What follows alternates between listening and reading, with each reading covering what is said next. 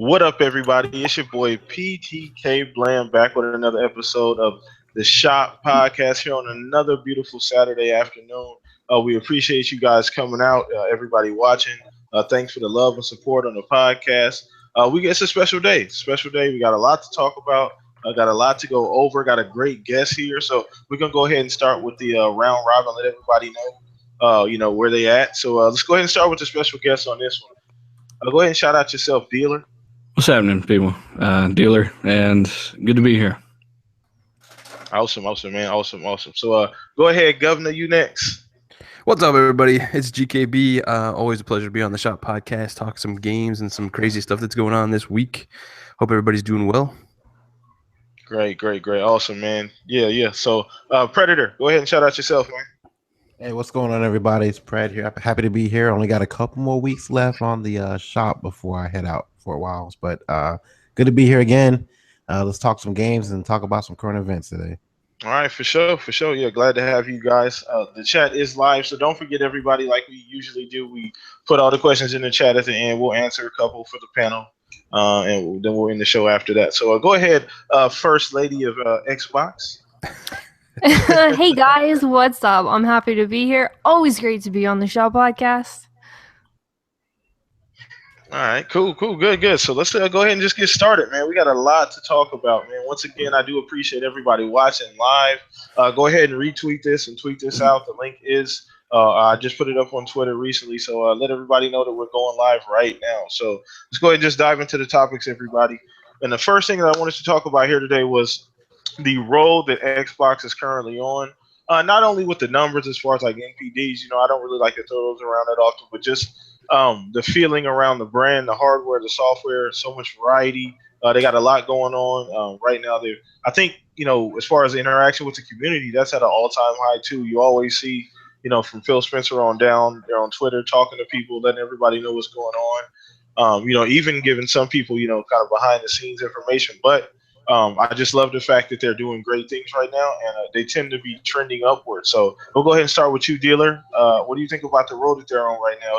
Did you see this coming at some point, or? I don't know if you watch any of my shit, but really, I kind of covered this in the last video. I think it's the confidence they've gained from knowing they have the superior hardware next year, obviously, right? We've noticed a shift in their attitude ever since they announced that damn thing. So they know they got the hardware next year. They definitely are on a roll here with the S, unlike any of what most of the media thought they would be on, right? The thing is doing phenomenally, over 1,000% increase in the UK alone here recently in sales for Xbox One, which is great. And yeah, I think things are going the right way. So we're starting to kind of see that old Microsoft, the one that was kind of bragging about outselling every PlayStation exclusive combined for the year with just one of their titles. That's what they used to do, right? So it's good to see them come back into form. It really is. Not the bragging part, but just their own confidence, their mood. They're in charge of their own narrative, it feels like, again. So that's good. Awesome. All right, GKB, what about you, man? We talked about this a little bit last week, but they've been just, I don't want to use the term hit after hit, but I know we kind of throw that Hit after hit. I know we throw that around, but seriously, man, they've been on a roll. So what do you think, man? You think the good direction, man? Can you see this just continuing? Yeah, I think, Phil, with the launch of the Xbox One S, it's kind of a rebranding for him. He's the new head of Xbox now. And with the Xbox One S, doing so well, everybody sees the value in it and all that. And they're just rolling on that momentum, man. They've had a bunch of articles come out about, the Xbox Live being the best, playing more possibly on Xbox. So they're just riding that momentum right now and back compat now. Like you're getting World at War and Lost Odyssey, which everybody's been asking for the longest time. So, yeah, man, they're just pumping out some really good stuff for all the gamers out there. Definitely. Those two back compat titles within like a week of each other, that was huge. So, who knew Activision would finally, let those slide out, So that's really, really nice. So what about you, Fred? What do you think, man? I mean, do you think are they really like doing anything differently than what we already know? I mean, we've been Xbox gamers for a while now, so we're used to this. But some of the casuals are finally starting to kind of shift over and realize what Sony's been fucking up with. But I mean, you can go through all the things all the Sony guys were saying in the past about we've only sold 20,000 units, and there's only one game above a 90 Metacritic. All the chatter they were saying before, and now they're reading the tea leaves. They're saying that everything they thought they were getting out of that system isn't what they expected it to be, and they're starting to look over the Xbox side and they see games like Forza and Gears coming out and all the stuff that Microsoft is doing recently is just kind of making those guys shift over to this side. So I mean, good for them. And I'm really curious if Microsoft hired somebody new for PR, because they've really been on the offensive lately. Even with the three, I think they've won this NPD coming up, but like the 3 NPD wins, the announcement of the Slim, and this has been on a roll ever since then. And I mean, it's good for them. And maybe people can start realizing all this media bias, if they even feed into that, the belief that there is media bias, at least now maybe they can actually see that, that Xbox is actually a really good system, and can overshadow what PS4 is doing right now. For sure. I feel the same way. Hey, I hate to point the media bias out. Some people kind of lean on the media bias, but you got to kind of play it. You got to kind of play it by ear. When you see it, sometimes you acknowledge it, other times you just let it slide. So what about you, Sheila? Common as some people would have you believe, is it? Yeah. So what about you, Sheila? How do you feel about the road that they're on? Well, to be honest, a lot of people commented before about how quiet they always were. Microsoft always had their head down. They never took shots back when, Sony was in the high route at the time and they were taking shots. Microsoft just laid low. And by the looks of it, this is why. Because they had the power. They knew what was coming. So it was pretty much like, we're going to keep our mouth shut, but then we're going to come out with a bang with everything that we're ready to bring to the table now. And what's great is the fact, they did keep their mouth shut for so long and kept like most of this. Obviously, there was the leaks about the Scorpio that they didn't really want out at the time that there was. But, they kept everything hush-hush for a bit. And, now they're coming out with shots back to Sony, whether it's to the media or whether it's to Sony themselves with, just their little, oh, we got this and we got that and we have 4K and we're native and all this other stuff, And it's great because people are finally starting to see what Microsoft has to offer instead of just that they're hanging their head down low. And it's great to see. It's almost like they were biding their time, isn't it? Yeah. It is. It's exactly like that. And I find that's what's so great because just the fact of being an Xbox gamer, I'm sure all you guys are. And, it's just great to see them finally step out and show what they really were made of instead of, being pushed back into the corner like everybody thought they were going to. Mm-hmm. Definitely. I feel like they've, ever since E3 and the Xbox One S announcement, they've been riding a definite wave. You can see them. The tweets from Xbox have been a lot more offensive. They definitely been kind of letting it all loose. I don't know. That's a good question too, Fred. About do you think they hired somebody new for PR, because they've been a lot more aggressive since E3. I think even pre E3, they were starting to kind of get the ball rolling. But it's been great. I'm enjoying the role that they're currently on. I hope it continues. Competition is always good. I'm not saying Sony doesn't have anything coming, but as an Xbox fan, I'm excited for our future. So let's go ahead and dive into this next topic now. This is definitely Sony related. So I don't know how many of us on the panel here actually saw that unboxing for the PlayStation PR, but if you did watch it, needless to say, it was interesting. It was interesting. It was. What'd you call it? An octopus? Yeah. I thought I was watching a Discovery Channel. I'm like, what the heck is this? Anyway, no, it's seriously the octopus though. With their gaming manual. Yeah, with the game. Like this is an octopus that can read. That's all. That was his little book. So, how big is this thing? A lot of cores to it, I guess. I didn't see it. Oh wow. What would you say? It looks like the size of like the actual VR, the headset, or the actual the GPU. I don't know. Like you said, it looked like an octopus. I'm guessing. Oh no, I'm just talking about the cords and the wires. Yeah, man. Look like they you know how they used to do the old phones back in the 20s? They all them wires and plugs. It was a lot of wires. So whoever watched it, I'll just go ahead and let you guys go. But whoever watched it, go ahead and get their opinion on it, because I'm not exactly sure who saw it. I know maybe you, Fred, watched it a little bit, or you, She-Wolf, if you saw it. Go ahead, She-Wolf. I'll let you go first. I'm actually I'm sitting here looking at the video right now just because I had to rewatch it again just to get the kick in it right now. And they pull the thing out, and of course they're looking at it and they're trying to explain how it stretches out and fits on your head, and all you hear is a big pop. Now, I'm not making this up. People, they broke it. And they even said, I think I broke it. So it's not like I'm making fun of Sony in any way. They actually said, I think I broke it. And then, they have it sitting on display on their table, and they have cords literally just thrown on it. Like, there's got to be, 1, 2, 3, 4 or 5 cords just like laying on top of it. It's insane. And then they called the friggin' manual. They actually called it a PSN game because of the puzzles in it, and it's so confusing. Like, I don't know. It's not something I'd want to play with. Yeah, they definitely. Funny thing is, I love they're all excited and hyped before they open the box. They open it and their face changed like In the next frame, they got scared. They jumped. You heard the pop, and the next frame was a big piece of duct tape across it. No, actually, it's kind of funny because they just like went back to like, oh, well, this is what it's supposed to do. Oh, it's supposed to break. I broke Okay. it. Yeah.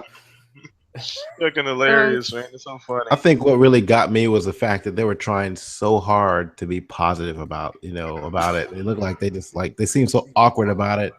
There's like, oh, this is, it's supposed to do this, it does this, and like when they're stretching it out, I'm starting to thinking like, whose head is that fucking big to wear something that big? It's like when they broke it, I had to pause the mic when I was listening because I was listening to it before the show, and I had to mute my mic because I was laughing so hard. But I mean, the other thing, like all those cords, like you're saying, like they complained about the Xbox having like a power brick, the original Xbox having a power brick and a Connect, and they're in the video and they're like, oh well, you're just gonna tuck that behind everything, you'll never see it, you won't see it at all.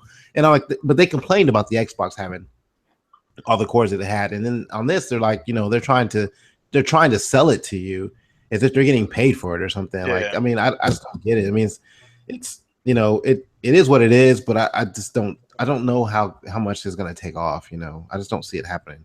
Yeah, I think it's too early right now. I mean, I think we were talking about this in the chat, not in the chat, but in the podcast before we went live, about how I just feel like there's you're gonna go home, right? You're gonna buy this thing for how much is it? $400, $350, somewhere around that. I don't know how much it is. Yeah, it's like $400 for the headset. $400 for the headset and everything. And then if you want the extras, it's like $500. Ah, crap. Yeah, but anyway, that's a whole nother fucking discussion. But remember, does it come with zip ties? They did say it's the standard $400 edition. So I don't know if that means there's supposed to be one that's more expensive, but yeah, think about this. Yeah, there's one that comes with duct tape and a tape measure. Right? This is like a big holiday push of games too. So games are like, $50-$60. And I mean, not just PSVR games. I mean, like it's games like Battlefield. Look at all the. I mean, let me back up. There's not a lot of games coming out exclusively for Sony between now and Christmas, but the multi-plats, you got Battlefield, you got Titanfall, you got Call of Duty. You bought 3 games for someone who's already got a system, right? And then they want to slap on, some kid's going to be like, I want this PSVR too. I mean, like, it's a hard sell for a parent. Yeah. Now, to give them credit, though, they did bundle in like several kind of VR demos. Experiences. Right? Experiences, yes. They bundled those in. So, I mean, it'll be very interesting to see what people think about those. Yeah, definitely. Because I feel like that's what most of the games are going to be, especially early. Before when developers can I don't know how long developers have had this to work with. But I feel like right now it's going to be just a fucking guided tour. Like, every game. Yeah.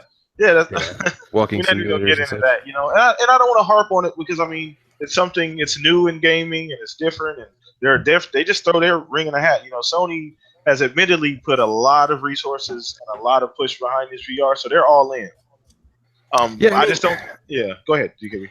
Yeah, I mean they bet the bank on the PSVR, and that's cool. I mean, they're trying to do something new and innovative for whoever out there that enjoys this kind of stuff. But you, as a consumer, no matter what side you're on, whatever the case may be, it has to be concerning when they literally take it out of the box and it falls apart. Like, that's not something I want to spend $400 on. I can tell you that right now.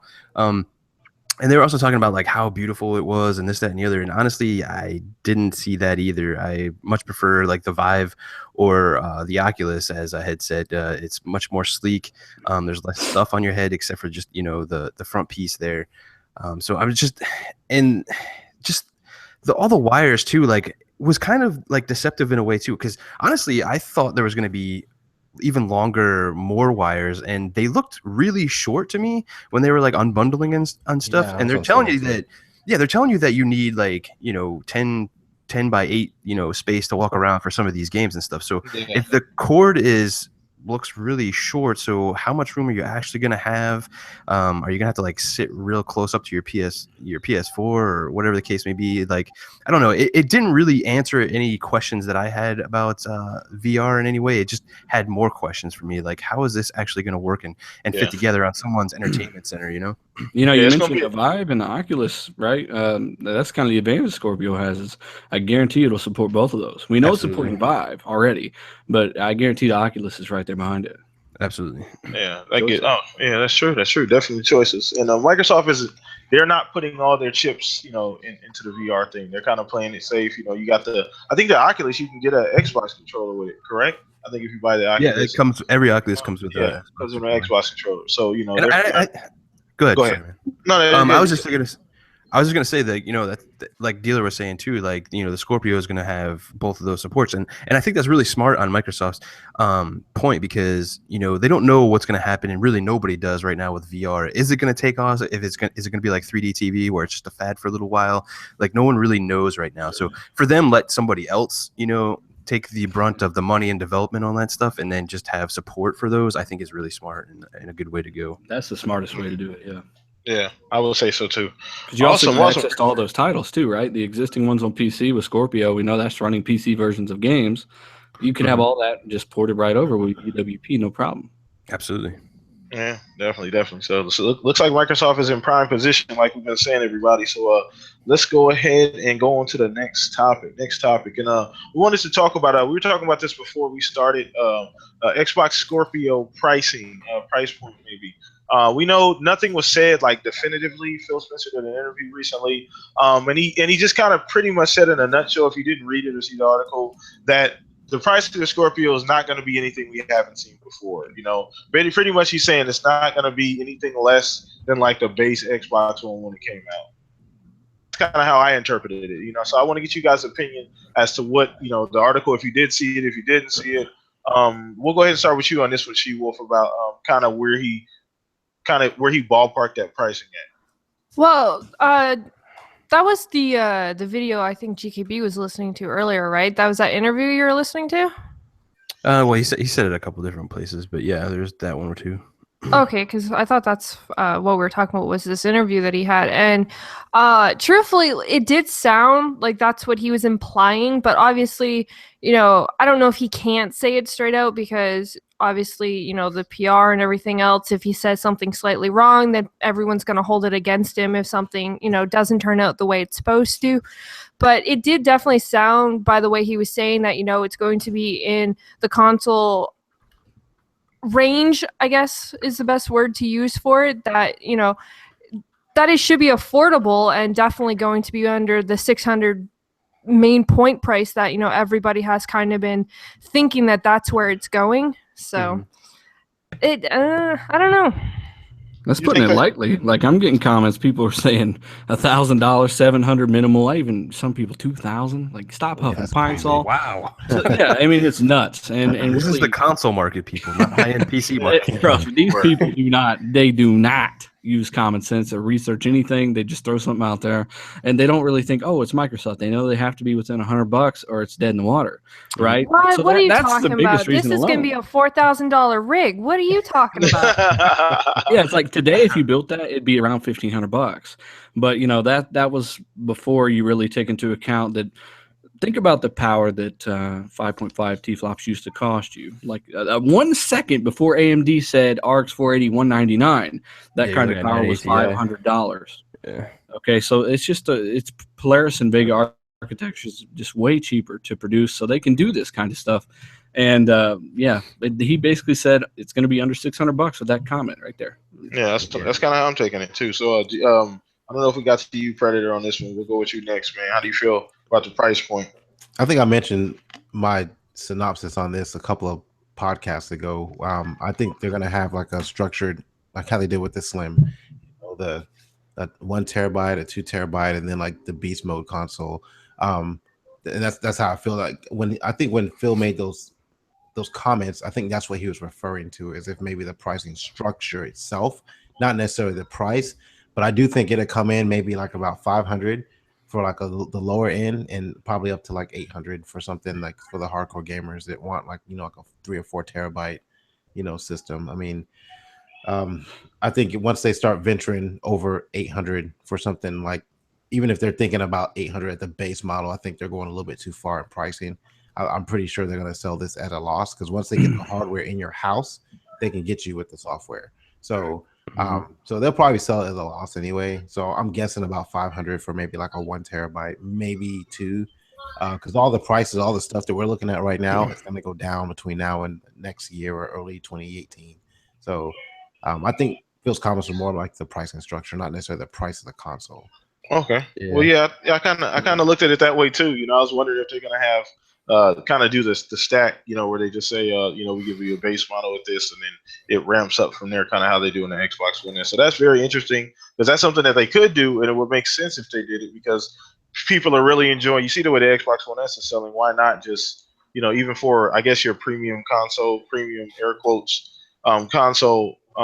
You know, you would also use that same model, because it seems to be pretty popular, and people like to have options. You know, even if you don't get the beast mode option, you know, you still feel like you have something that's adequate. So, and so yeah, go ahead, GKB. That top end version comes in. Sorry, I didn't cut you off. No, yeah, I think there might be a slight delay on my end. The lower price of that top end comes in, the better, because what happened with the PS3? We all associated that as a $599 console, because everyone forgot about the $499 version, you know. So it doesn't. The 20 gig was $499, the 60 was $599, correct? Mm-hmm. Yeah, I bought 2 of those things like an idiot. So, it doesn't benefit them at all to have a 4 terabyte version at $800. I think they feel that most people have already invested in external hard drives. Why not carry that over? You know, so I feel like the more they waste on hard drive space and pricing, it's just not good for them. Most people already have externals. Correct. Yeah. That's a good point, Dealer, because like on Crossfire yesterday, you know, we had like a long debate about the price of the Scorpio as well, and we were going back and forth, and we also were coming to the conclusion, like Predator was saying, is, you know, the different SKUs that could possibly be in there, because I think they really, I don't know if they're gonna have it like first up, because, you know, you see with the Xbox One S, they kind of had the more the 2 terabyte one, that the higher price one out first. So I think initially the Scorpio will probably have like that 2 terabyte, probably like $500 model like up front, so they can get that, you know, get the hardcores or whatever, grabbing that right away. But I definitely could see, you know, and we were going back and forth about like 500 gig drive. Like I could totally see that happening, and everybody was like, oh, 4K, you're gonna like have 4 games on it. But my point was, I already have like, you know, 5 terabytes of storage external that I could just plug into this thing. So exactly. And for some reason they think because something's in 4K, that means that it's going to be a bigger file size. Like The Witcher 3, for instance, on my PC. It's actually a smaller file size than on my Xbox One, but I can run that game in 4K. So it's got to do with their compression techniques with their 4K textures. Exactly. It doesn't mean that your game's going to be 100 gigs because you can run it in 4K native. Right. And we don't know, like, because that's what I was saying too, is like, yeah, 4K, the textures, and it probably will be a little bit bigger, but we don't know the SDKs and all the stuff that they're going to come out. You know, they're going to have like optimization for that kind of stuff and different compression. You're right, but everyone's already invested in externals. I mean, I've got 2 now. Exactly. Yeah. So what, you know, why wouldn't they have like a 500? So let's make you pay again for space you've already invested in, you know? Yeah, it makes no sense. Yeah, exactly. Definitely. Okay, so good topic, everybody. I mean, so really, really, really interesting. You know, we're definitely going to hear more as the time goes by. You know, especially next year. You know, E3 is going to be very interesting next year. Just to see how much information they're going to actually let out before. How early they're actually going to give us, you know, some information about the Scorpio and the release, and you know, I'm even curious to see what it looks like. You know what I'm saying, like the design of it. So that's also that's interesting. That's interesting too, BLAM, because I was just watching, like, he was having an interview with IGN Australia there, and he was talking about like you know, Ron Howard. I mean, what was his name from Bethesda? I forget his name all the time. Ron Howard. He doesn't work there. But he was talking about him and how they were talking about like the code names for the Scorpio and all that kind of stuff, and they were talking about they already showed him what it looked like. And I thought that was already interesting. Like, oh wow, they already have, like, you know, the prototypes and everything already ready to go, and he's already seen. Is this on IGN's channel? I don't know if it's on IGN's or not. I saw tweet out, so I clicked on it, and it was IGN Australia. They had this like happy hour. I think it was like check that out. Yeah, definitely check it out. It's actually really interesting what he was going on about. Well, here's something interesting. I don't know if Todd anyone's Howard ever does it, talked about this or not, but like we're always talking about them interchanging the hard drive.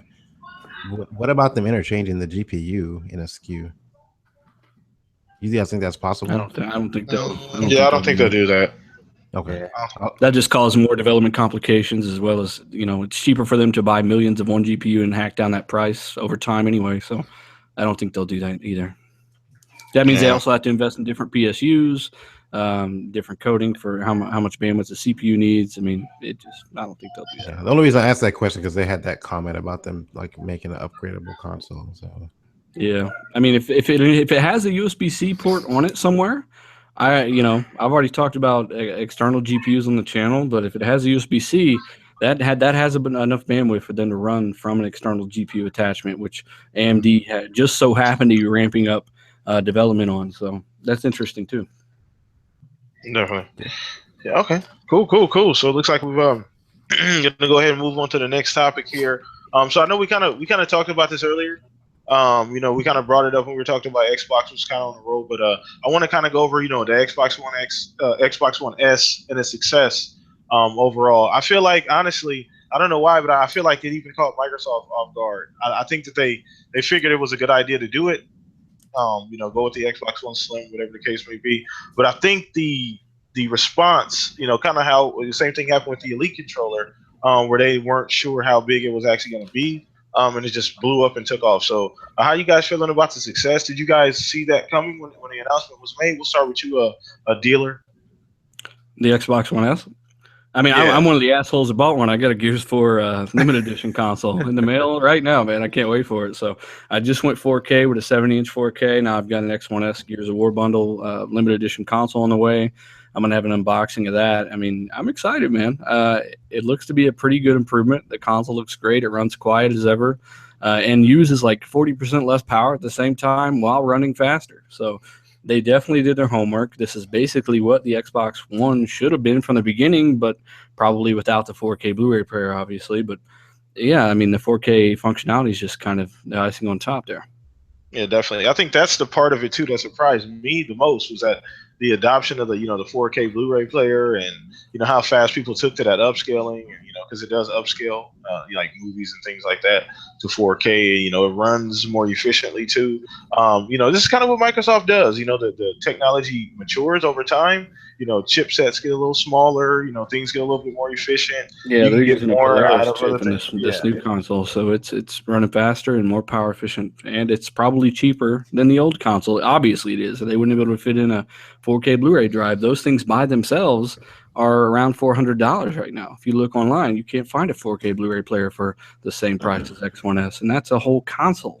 So that's just smarts right there. If you buy that, you're just a smarter consumer. It's smarts. Definitely.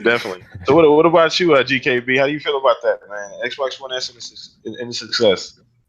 Yeah, people took to it, man. They really, I think it started with the design. Like, I really like the Surface team and the way they designed it. I think it's really sleek and awesome looking. I also can't wait for the Gears one to come in here in a few days. So I'm really looking forward. Oh yeah. I got the white one as well. She was gonna be taking that one, but yeah, I got the Gears one as well. But yeah, I'm super excited for it. Like the new buzzword now is like 4K. And it was really smart for Microsoft to go ahead and hop on board with that. And I think it's doing two things. Like, it's pushing 4K. They're running the narrative now. The power thing is kind of on their side now. And it's also pushing 4K TVs and HDR, which, everybody that I've heard, got the Xbox One S has also gotten a TV, which is fantastic. And that's great for, the industry and gaming and all around. So. Definitely.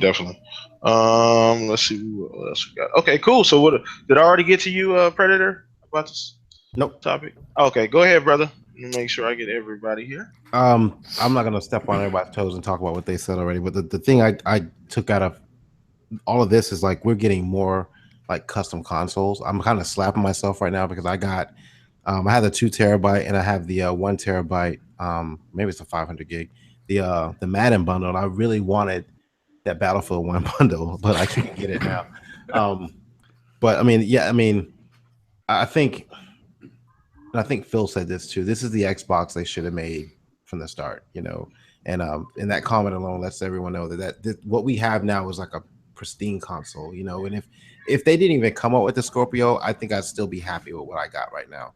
So, yeah, I mean, I think the biggest thing, like what a lot of people were taking on, is the fact that we're getting these custom consoles. Because I know last generation, that's what we all asked for. We wanted these custom consoles and et cetera, et cetera. And I'm not a huge buy like 5 different console type person, but had I known, you know, if I knew in advance that they were going to make custom consoles for, say, you know, Gears, Battlefield, Forza, and all the other games coming out, I might have waited after I got my 2 terabyte to actually upgrade from the other one that I had to the 500. They've actually got 2 for Gears of War now, don't they? Did you see that new blue color they got? Yeah, with that injection molding, like they can just pump out these new colors like nothing.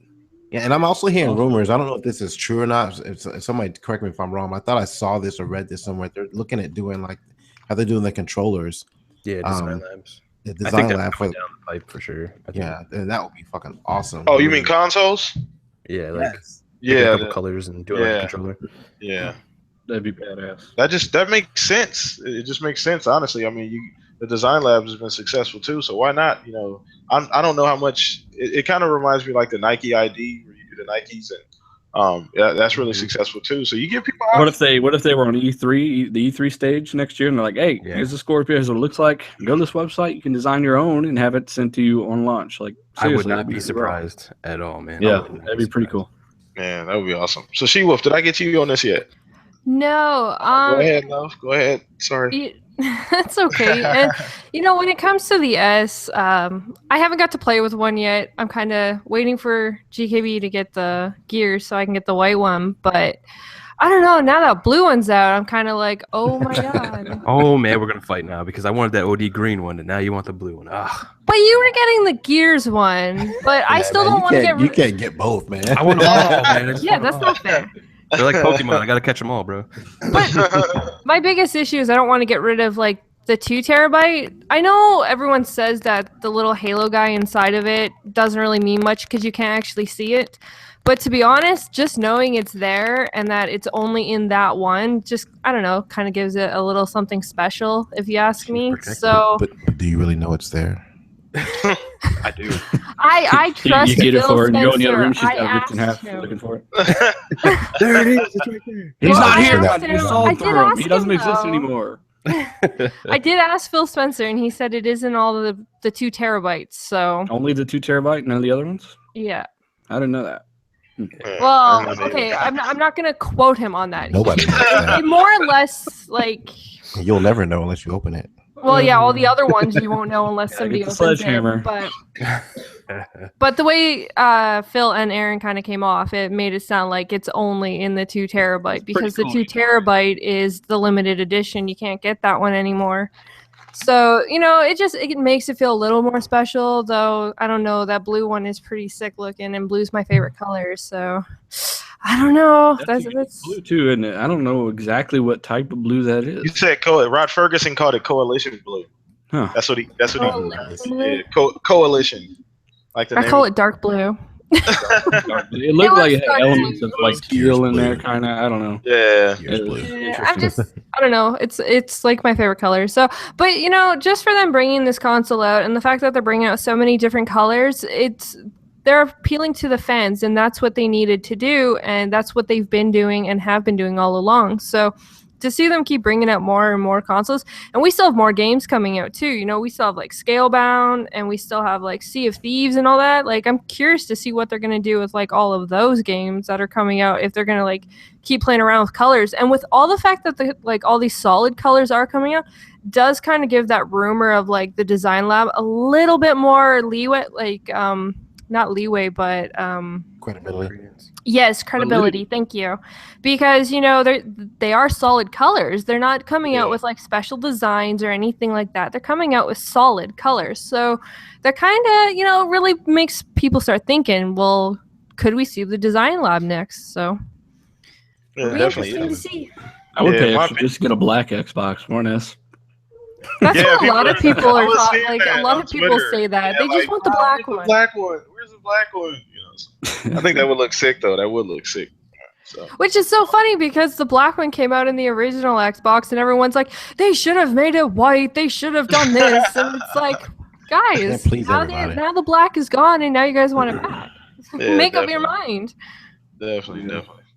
Awesome. So, all right, everybody. So, I mean, that was pretty much all of the questions I had, for the podcast that I written down. So, looks like we're gonna start taking some questions here, unless anybody else has anything to add from the chat. So, go ahead, chat. Throw all your questions in there. I'm gonna pose them to the round table here, the panel, and we'll go ahead and just talk about them. So let me see if I have anything here as of yet. Okay, I got one here from Majin Tevanch. Yeah, so shout out Majin. He's always in here rocking out with us, showing support, showing love. So shout out to you, man. He said, "What is your game of the year?" I'm pretty sure we've done this before, but I'll go ahead and ask the panel anyway. So we'll start with you, Diller. What was your game of the year, man?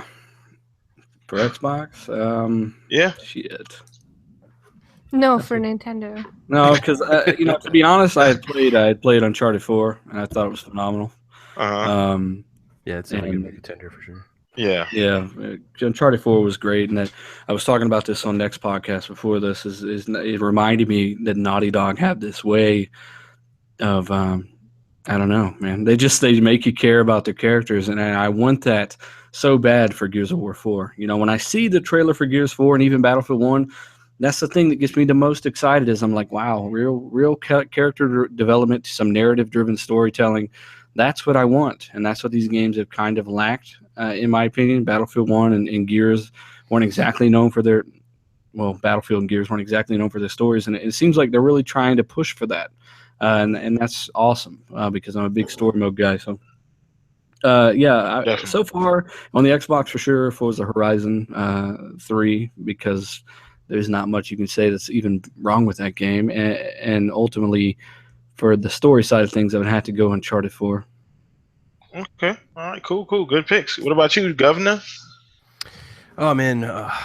Dude, my game of the year, like, I haven't played Gears 4 yet. I played a little bit of Battlefield 1 from the beta. But I have to say, just from, like, watching the prologue and all that stuff, I have really high hopes for Gears 4 as my probably personal game of the year right now. Who's going to win? It's probably going to be Uncharted, to be honest with you. They always do phenomenal games, and every time they come out, they usually do win game of the year. But we're already getting called ponies, man. I'm just going to say how it is. It's just the truth. Like, it is a really well-made game, Yeah. I'm just going to say it like it is, bro. I'm not going to sugarcoat it. So I think Uncharted probably going to win, but I definitely want Gears because that game just looks phenomenal. And I think when Gears releases, I think all first parties from Xbox, Gears 4 is going to set the standard that they're going to have to meet or beat going forward. So, you mean visually, sales, what? I think visually, probably gameplay as well, because I thought Gears, the multiplayer beta, played fantastic. The game does look amazing. Yeah, definitely. And I am hoping that Gears. I'm hoping that I love Gears' story more than I liked Uncharted 4's. Don't get me wrong, but yeah, like you said, you can't lie to motherfuckers. So obviously, Uncharted for me, number 1, 2. Okay, awesome. So yeah, Gears definitely looks poised to be right there, right in the discussion. I hope so. I mean, I have really, really high hopes for the game. So, what about you, Craig? Game of the year, man? Oh man, some of these games I haven't played, so I can't really pick, and some of them aren't even out yet. But I'm gonna, instead of giving a game of the year, I'm just gonna give what I think will be nominated for game of the year. Obviously, Uncharted 4. I think Gears 4 will be nominated. Forza will be nominated. Inside, Mafia 3, and maybe Battlefield 1. I forgot about Inside. That game is so crazy good, man. So I think all of those will be nominated. I'm sure there's probably like another 2 or 3 that you could throw in the mix too. But I think Uncharted 4, it'd be a toss-up between Uncharted 4 and if Gears 4 story is really good, the campaign's really good, it could win. It could win. But just what did you think of Inside's ending? Oh, don't even get me started on that. Wasn't it crazy, man? I did not see that. Like it was crazy. I enjoyed Inside a lot, man. But I thought it was a great experience all the way up to like the last 10 minutes where it kind of lost me at that point. I thought it was like crazy bananas, what's going on kind of stuff. But That's like some abstract thinking shit right there that just It was. basically like even if you look in the background at certain scenes, like you're like, what? This is planned out, and it's nuts. So if you haven't tried inside, if you haven't supported the game, give it a whack. It's amazing. Yeah, definitely. So those are some definitely good choices. What about you, She Wolf? Game of the year. Wow. Ask me at the end of the year. There's still so many games that are That's coming what I out wanted to say.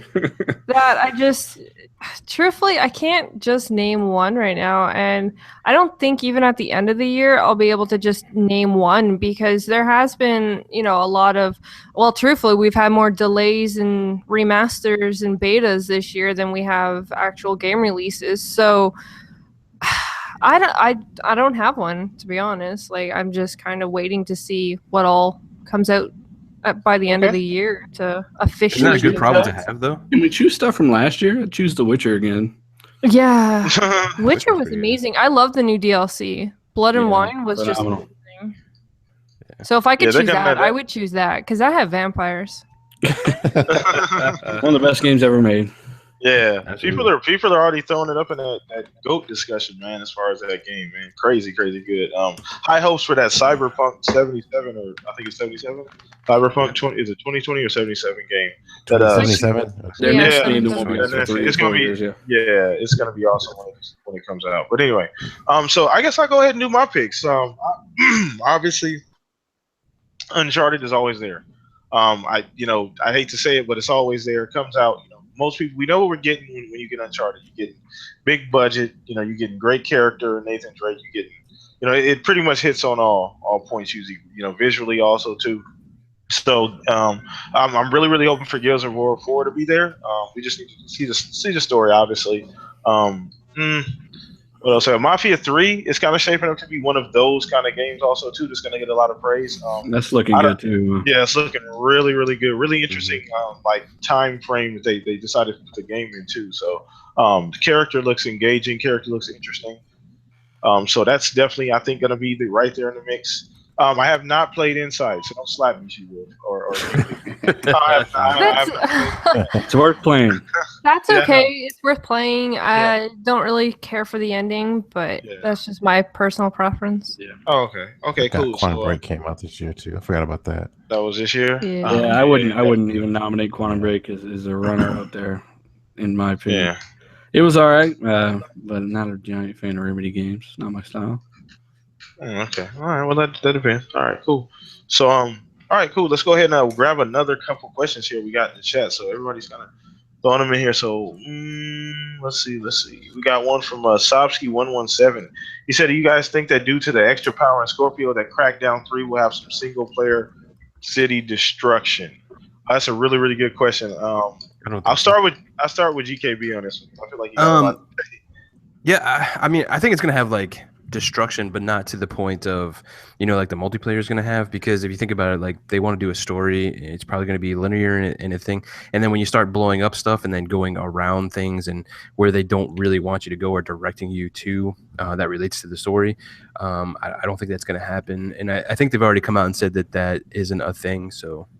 I think all the fully destructible environments and stuff is going to be in the multiplayer, but I'm sure they're going to have a little bit here and there as it pertains to the story, but not to the extent of multiplayer. You think it'll be like this scripted destruction, for the single player? Yeah, or they're just going to have like some stuff that you can blow up because it like you need to blow up this one part of this building to take out this guy or something like that. It's not going to be.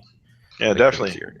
And that's another game too that is kind of being real sneaky right now, because obviously it's a ways off, so we don't really know much about it. But Crackdown 3 could be another one too, right there in the mix potentially. So go ahead, Dealer. What do you think, man? You think that's You're right. something that can be seen? Kind of shady, isn't it? It's kind of shady right now. Like, first off, it's behind schedule. Then they announced that they're cutting off the multiplayer, and they were supposed to release it this summer. That never happened. Well, then it never showed up at E3. So who knows what's going to even happen with this game? In terms of the destruction, Scorpio, yes, it's going to be a massive jump, up 4.5 times the power of this console, more than enough for pretty much any type of game. But all that destruction stuff is being done on the cloud side, because that would be very taxing on the CPU. of the Scorpio. So we don't know what CPU this thing's got. We know the GPU is going to be about 6 T-flops. That, like I said, it all depends on the CPU if it can even handle something like that.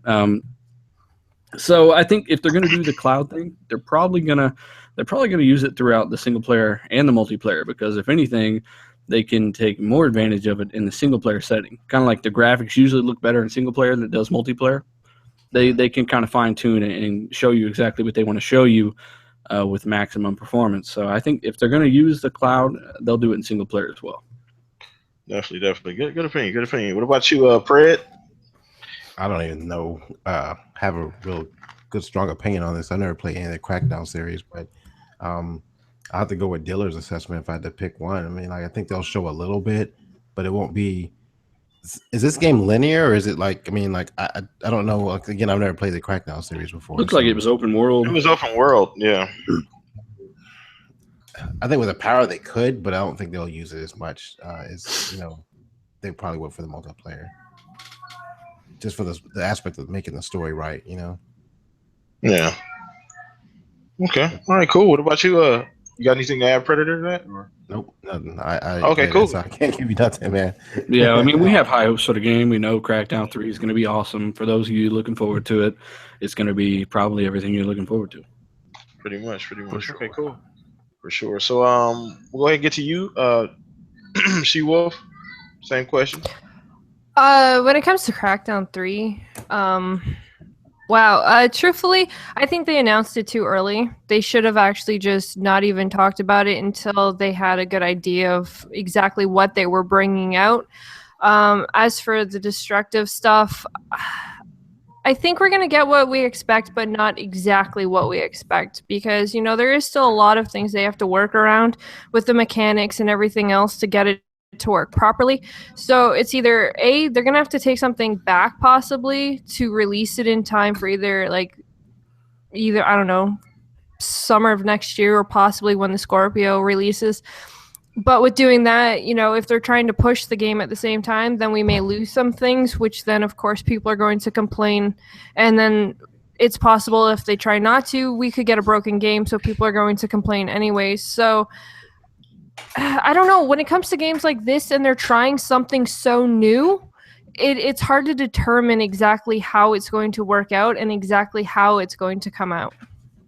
Definitely. Yeah. So it's a ways off, and I mean, think about this, people. They hired an entire company for this game, but for the most part, to help, with the whole cloud, processing. They brought in, I think the company I think it's CloudGen, I believe, if I remember correctly. That was a company that they hired, just to help stress test the game and help with the computations and all of that, cloud type stuff that would require the game to run smoothly. So I don't know how close, how far in development that it is, but I'm hoping that it comes out in time. I'm hoping we at least get some type of a beta at some point, which would be nice, even if it's just single player or multiplayer beta.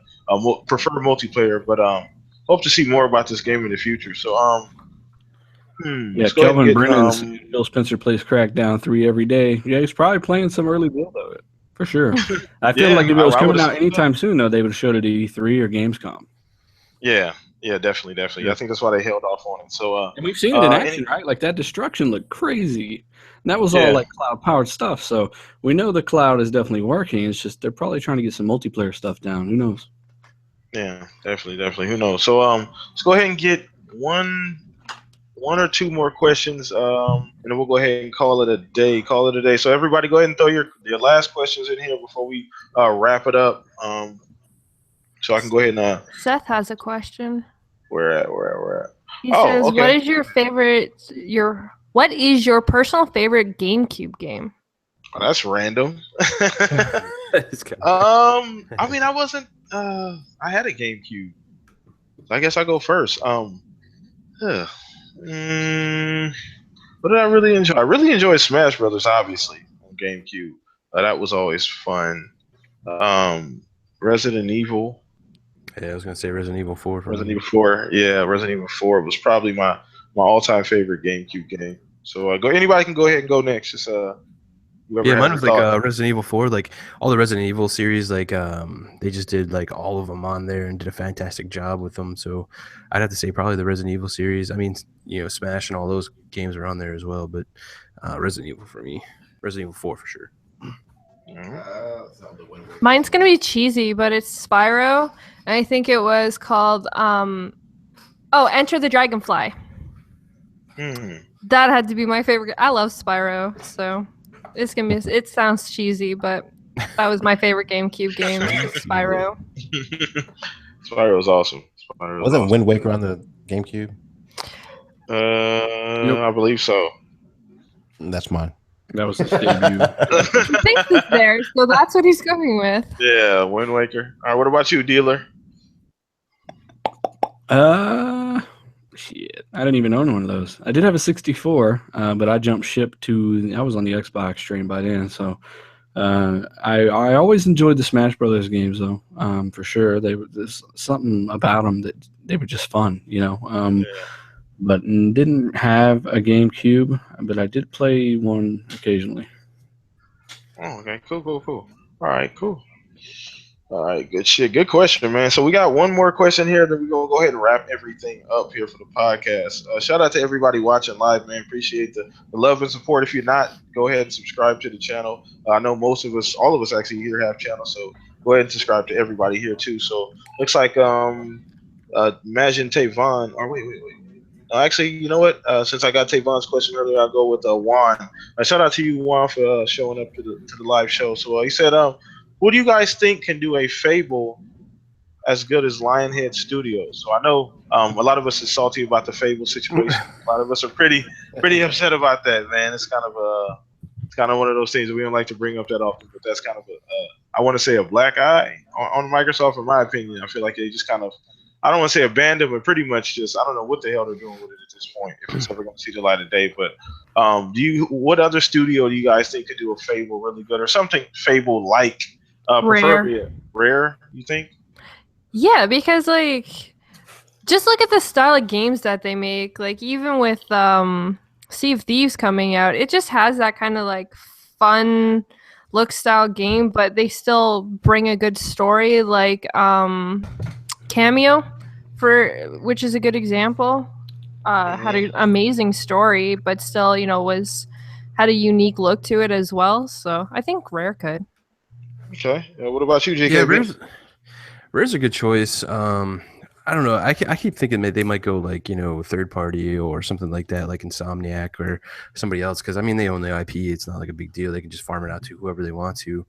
But they're owned by Microsoft now, aren't they? Insomniac? I thought you were talking about Rare going third party. No. I was like, what? Not bad. No. I thought Rare was like a good first party studio that could do it for sure. But they got like Sea of Thieves and all that stuff going on right now. So I don't know. I see them just farming out to like maybe Insomniac would be another good choice. They do a lot of those quirky kind of games too. So okay, cool. What about you, Dealer? You're right. Insomniac would probably be up there, wouldn't it? It'd be top 3 for sure. It's kind of weird because when you think Fable, it's been so long since we've seen a great Fable, in my opinion. I didn't care for 3 much at all. So 2, man, 2. 2 was great. I thought 3 wasn't that great. But that's the thing. Something had to be fundamentally wrong with Lionhead, like termites in the wood, for them to just crush it and get rid of it. Yeah. So I know they still own the Fable IP. I feel like they're not going to just let that go. Of course, they probably are working on a Fable right now. A real Fable, not Fable Legends. We need an open world RPG kind of game like Fable was. So I feel like they're probably working on that right now. I'm not saying Fable Legends was complete garbage to everybody, but in most people's opinion, that wasn't Fable. So yeah, hopefully they're working on a new one. I don't know. I would say Rare, but we haven't seen anything from Rare in a while either. I'd have to see how the reviews for Sea of Thieves are and what I think about that before I would say Rare. But Rare have been hiring a lot of people. They have another team working outside of Sea of Thieves, so it'd be interesting to see what they're working on. But Rare, Insomniac, somebody with good story chops, that's for sure. Cool. All right, what about you, Fred? Yeah, I mean, I think the obvious answer is Rare. Just because if you got to think about Fable, you have to have that wit and that lore when you make a game like that. And Sea of Thieves is going to be a good, good test. I mean, it seems like they have that with what they're doing with Sea of Thieves. It'd be an easy transition over into. They have Fable. The charm. Exactly, they have it. They have everything that you expect. Fable, they're doing some of that stuff in Sea of Thieves, and you have to keep in mind too. some of those people that were working on Fable are probably hired still to work on, you know, whatever. Like they're probably still within the Microsoft system. So Yeah. those, I'm not saying that it's not possible. They could just easily branch off and make a third studio, another studio to start up Fable. I'm sure they have a lot of the resources and stuff there to actually take what they were doing in Fable Legends and transition it back into what Fable should be. So those pieces are already there. So I know, I think everybody kind of feels inside that they kept that IP for a reason, and they're going to use it at some point in time. And maybe they're not necessarily going from the ground up, but they're taking some of the resources they have, maybe building it from ground up with the X12 involved, and trying to push forward with the new story. What studio? I mean, that's up in the air right now. Like I said, I think Rare would be the best choice, but there's other studios out there they can farm it out to as well. So They could make another studio tomorrow too, you know. Yeah. So Yeah, who knows? Who knows? They definitely got the assets, and that's the biggest thing here, people, is that they kept the franchise for a reason. They didn't can it completely. This is not a Star Wars 1313 situation where they just fucking completely destroyed, you know, the game and said, nope, not having it. It's yeah, not Fable going out. sold like a 10 million, 20 million Yeah. copy. Like it's not just something they're just going to get rid of and say, oh, it's not going to make us any money. So it's definitely coming back. I feel like they just canned it because it wasn't the right Fable for them. Yeah, definitely. Maybe they didn't like the direction. You know, you don't do something like that. Like somebody went left field. Like, wait, this is not what the fuck we thought it was going to be. So, I don't know if Phil wasn't having fun. You know, I don't know if he had a bad day at the They did a office. similar thing with Phantom Dust, remember? Yeah, Phantom They Dust. saw the same product, thing. they were not happy with it, they terminated the contract. Yep, bingo. So, you know, and who knows what's even happening to that? So, with that game even. So, who knows if we see that, man? So, definitely. Yeah. So that looks like we're gonna wrap it up. I didn't see any questions after that. So, first thing I want to do is always shout out to special guests. Shout out to you, Dealer, for coming on today, man. It's been awesome. You know, I know your first time on a podcast. I've been a big fan of yours for a while, man. Subbed you for a while. You know, I remember, you know, when you were one of the few doing it. You know, knew you, Next Gen, and Crap, and all those guys. So, you know, always love every video you do, man. One of the few. I ain't even been around for 2 years, man. I know, but we ain't had a community that long either. So, I mean, a presence. Yeah. I appreciate it, man. I much appreciate it. And, you know, it's cool because I see all of you guys around, but I've never really talked to any of you before. So it's nice talking to you guys and getting to know you a little bit at least, right? Awesome. Yeah, appreciate it. Definitely. So I'm going to go ahead and go around the panel and let everybody here, as I usually do at the end of the podcast, let everybody know where you can find them. Shout out their YouTube, Twitter, or whatever the case may be. We're going to start with you, She Wolf. You kind of speak for both anyway. So, DKB, I'm probably going to end up speaking to you, brother. You're going to go over everything. Go ahead, She Wolf. All right, so obviously you can find me on Twitter and Xbox Live both at XSheWolf. X, it's a U instead of an O. And of course you can find me on the Gamers No Special channel with GKB, where we do all crazy different type of videos. So obviously gaming, come and check it out. And tonight we have community game time at 9:30. We're playing Doom, so if you have Xbox Live, remember everybody is welcome. Chat fills up quick, but you're still welcome to play whenever there's room. So if you want in, just DM us, and of course add us all to Xbox. So yeah. For sure. We've been asking for Doom for a while too. Doesn't it usually get put in the vote, but it doesn't win usually? Well, because it hasn't had private matches, so the problem with that is, you know, everyone would have to, like, you'd have, like, a team of 6, and then you'd have to, like, go against, like, random people because, there's no private matches, but they just brought it, so it's, like, 5-on-5. Awesome. Okay, cool. So, yeah, if you got Doom, you got Xbox Live, man, they always have a lot of fun in there. They put on a good time, and it's always a lot of fun. So, I didn't get to play that much last week. I jumped in Destiny kind of late. I was like, damn, I was just getting warmed up, man, and you guys. Yeah, you're still wrecking though, bro. Oh, I can't even count how many times he killed me. Anyway, man, it's always a good time. So Predator, let everybody know where they can find you, man. You can find me. I have my channel called the Xbox After Party. Also, you can catch me here on the Shop Podcast. I typically do a video once a week, but I have been super busy with my deployment stuff coming up. So I'll plan on continuing my channel while I'm gone. But right now, leading into my departure, it's just been really hard to get stuff going. So Just stay tuned. I'll put some stuff out there eventually. What else? Happy birthday, Mooch! I hooked him up with the with a little gift, so he's playing Forza, and also Brutal Night. I gave him a code. I got that $20 code from Target that I was planning on giving away on my channel or giving it away today, but Brutal kind of needed it, so I hooked him up with it. So hopefully he's listening. Where are you being deployed to? What's that? Where are you being deployed to? I can't say that over here. Oh, okay. Well, either way, we appreciate your service, man. Thank you. Definitely. And thanks again, She-Wolf, for the awesome picture that you got right there. Of course. Well deserved. Yeah, She-Wolf did that channel art, man, that Predator. Sometimes it shows up, sometimes it don't. So if you don't see it, don't feel bad, everybody, because sometimes I don't even see it. He's the Predator, man. He goes camouflage. Can't see him. Definitely. So go ahead and shout out yourself too, Dealer. I know you already talked, but I want to make sure we get you in here too, man. Let everybody know where they can find you. I'm not used to this shit. Yeah, just type in my name. Dealer Gaming should be the first thing to pop up. Hopefully, anyway. That or casinos. For some reason, those pop up too. So. For sure. And I'm PTK BLAM, man, the host with the most, man. I want to appreciate you guys. I appreciate you guys coming out, tuning in here tonight. And I did not forget. So I am giving away a code here tonight before we wrap everything up. It's a Forza Horizon 3 code for the Warthog.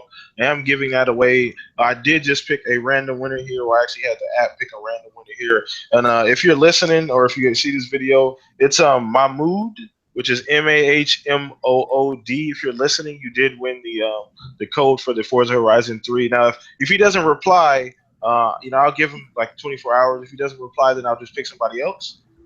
Somebody else will be randomly drawn to receive the code. So shout out to you, Mahmood, if you're listening. So I will DM you that code. I believe, yeah. So I'll DM you that code. So let me know, man. Anyway, so you guys can find me here on YouTube. If you hadn't subscribed already, go ahead and subscribe. Doing a lot, got a lot going. We're going to be live streaming here pretty soon. I've been testing it out, me and my wife, on her Bing page. Shout out to She-Wolf too, and her and GKB kind of been walking us through the technical side of the streaming. So we're going to be getting that done soon too. So if you don't follow me on Twitter, follow me at PTK BLAM across the board, and Xbox also too, and the Shop Podcast Club on Xbox also too. So we're gonna go ahead and get out of here, everybody. Appreciate you guys once again, and as my man GKB would say, take care of your fellow gamers. All right, everybody, we're out of here, man. You guys take it easy. Thank you guys for coming out, rocking out with us. Have a good one. Enjoy your Saturday. Go Cowboys.